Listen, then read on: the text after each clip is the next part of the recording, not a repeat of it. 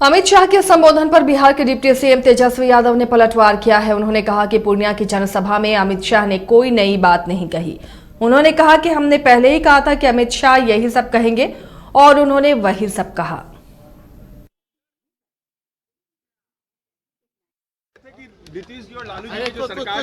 कोई नई बात कही है क्या? कोई भी नई बात अगर कही है तो उस पर पूछिए, वरना तो सब लोग जान रहे हो किस लिए आए हैं और क्या बोलेंगे। उनके पास बोलने के लिए है क्या? केंद्रीय गृह मंत्री के बिहार दौरे पर जदयू कोटे से मंत्री अशोक चौधरी ने हमला बोला। उन्होंने कहा कि बीजेपी विभाजनकारी राजनीति कर रही है, इस कारण जनसभा के लिए सीमांचल का इलाका चुना गया। उन्होंने कहा कि बीजेपी को जनता के मुद्दे से कोई मतलब नहीं, लेकिन हमारे नेता काम करने वाले हैं। उन्होंने कहा कि अमित शाह के दौरे का बिहार में कोई असर नहीं होगा। हर एक राजनीतिक दल अपने तरीके से अपनी राजनीतिक पार्टी की पैठ को राज्य में, देश में बढ़ाने का प्रयास करता है, लेकिन भारतीय जनता पार्टी की जो राजनीति है वो विभाजनकारी राजनीति, हिंदू मुस्लिम कराना, जो हम लोगों ने परसेप्शन, विकास के मुद्दों से हटना और कुछ ऐसी बात करना, राम मंदिर, कभी कुछ जो जनता का मुख्य मुद्दा है, महंगाई, जनता के लिए हम कैसे आगे बढ़ें, कैसा देश, कैसे हम आगे प्रॉस्पर करें, उस पर उन लोगों का कम ध्यान रहता है। और विभाजनकारी राजनीति को आगे बढ़ा करके हम किस तरह से आगे बढ़ें, उन पर जोर ज़्यादा रहता है। इसीलिए हमको लगता है कि माननीय नेता ने जो स्थल चुना है वो भी इसी के कारण चुना है, सीमांचल का इलाका, क्योंकि सीमांचल के इलाकों में 70-80% अल्पसंख्यक के लोग हैं। हम लोगों के नेता का है भाव कि सबको साथ लेकर के हम सबका। केंद्रीय गृह मंत्री अमित शाह के बिहार दौरे पर जदयू प्रदेश अध्यक्ष उमेश कुशवाहा ने कहा है कि अमित शाह के आने से बिहार में कोई असर नहीं होगा। उन्होंने कहा कि वे अमित शाह सामाजिक माहौल को खराब करने के लिए बिहार आए हैं, लेकिन बिहार की जनता सब जानती है। आने जाने से कोई प्रभाव पड़ने वाला नहीं। आपने देखा है कि महागठबंधन जो बनी है और महागठबंधन बनने के बाद जो नेताओं की, बीजेपी के नेताओं का जो होश हो रहा है वो बौखलाए हुए हैं। उनके आने जाने से कोई और जिस तरह के साजिश रहती, ये सिर्फ माहौल को, जो सामाजिक सौहार्द है उस वातावरण को बिगाड़ना चाहते हैं और कोई काम नहीं। जनता सब चीज़ जानती है, जनता सब चीज़ समझ गई है, उनका खेल खत्म हो गया। नहीं, ठीक है, वो कोई भी यदि कोई बयान देंगे किसी तरह के, हमारे कोई ऐसा नेता नहीं जो कि इस तरह के कोई बयान दे रहे हैं, न देंगे। पूरे हमारी पार्टी तो शुरू से ही अनुशासन, पार्टी में अनुशासन है, अनुशासन के काम कर रही है। हमारे नेता जो माननीय मुख्यमंत्री से जो नेता हैं उनमें सभी लोग का आस्था है और सब लोग उनके नेतृत्व में काम कर रहे हैं। किशनगंज में केंद्रीय गृह मंत्री अमित शाह 2 दिन के सीमांचल दौरे पर AIMIM के विधायक अख्तरुल ईमान ने सवाल खड़े किए।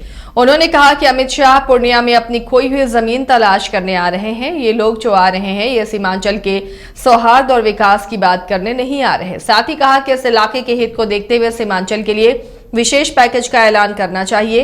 अख्तरुल ईमान ने बीजेपी नेताओं की ओर से सीमांचल में तस्करी और बांग्लादेशी घुसपैठियों की लगातार बात करने पर भी सवाल खड़े किए।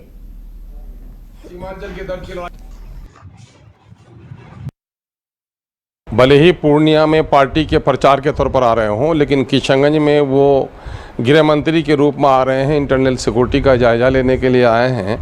तो जाहिर है कि देश के वो गृह मंत्री हैं, तो देश के सिक्योरिटी के बारे में उनकी चिंता सही है।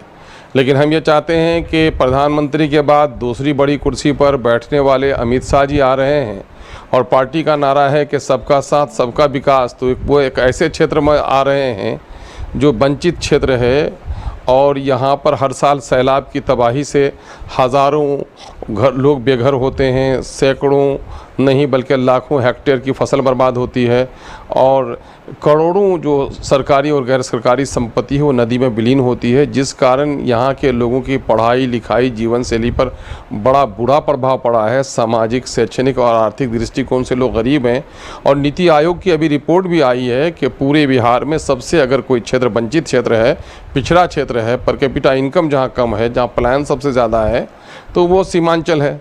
तो मैं चाहूँगा कि वो यहाँ के लिए किसी विशेष पैकेज का ऐलान करें।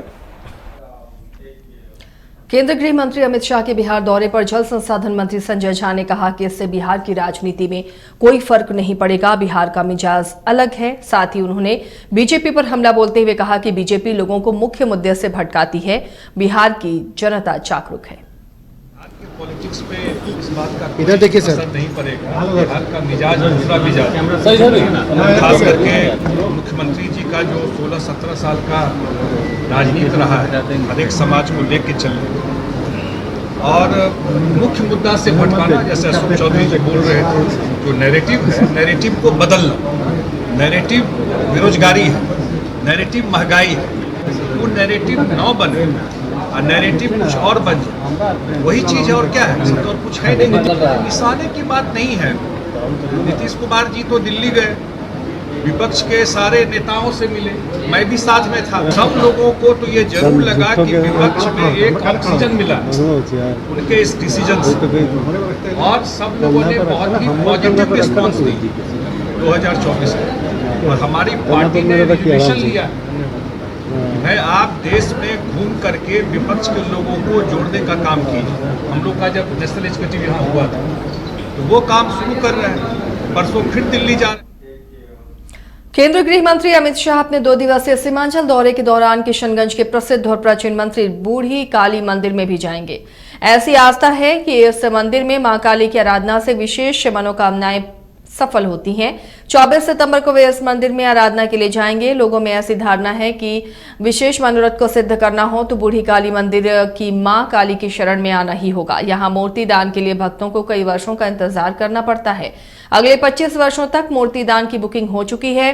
अगर आज कोई मूर्ति दान की इच्छा रखता है तो उसे 2047 साल तक प्रतीक्षा करनी होगी। बूढ़ी काली मंदिर में आराधना के बाद गृह मंत्री का संभावित कार्यक्रम जिला मुख्यालय से 35 किलोमीटर दूर टेढ़ागाछ प्रखंड में है, जहां नेपाल बॉर्डर है, और गृह मंत्री वहां की सुरक्षा व्यवस्था का जायजा भी लेंगे। माननीय गृह मंत्री जी Z+ कैटेगरी में आते हैं, तो Z+ कैटेगरी की जो सुरक्षा व्यवस्था होती है वो जो मानक तय पहले से किया गया है उसी के अनुसार से हमने तैयारी की है और चाक चौबंद सुरक्षा व्यवस्था उनकी रहेगी। मजिस्ट्रेट्स फोर्सेस की प्रतिनिधि सभी जगहों पर कर दी गई है।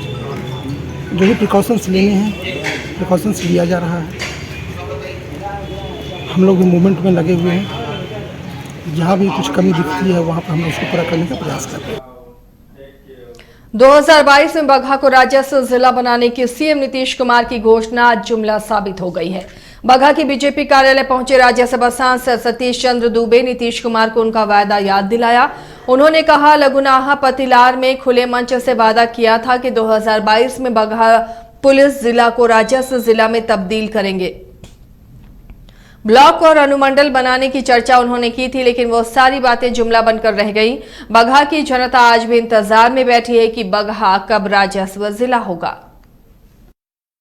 नीतीश जी ने पतिलार में पूरे मंच से घोषणा किया था कि 2022 में हम बगहा जिला पुलिस जिला जो है उसको राजस्व जिला में तब्दील करेंगे। साथ साथ और जिला का भी उन्होंने चर्चा किया था। पूरे बिहार में ब्लॉक बनाने की चर्चा उन्होंने किया था, अनुमंडल बनाने की चर्चा किया था। तो आपके माध्यम से नीतीश जी को मैं याद दिलाना चाहता हूं कि बगहा की जनता इंतजार में बैठी है कि आखिर मेरा बगहा कब राजस्व जिला होगा।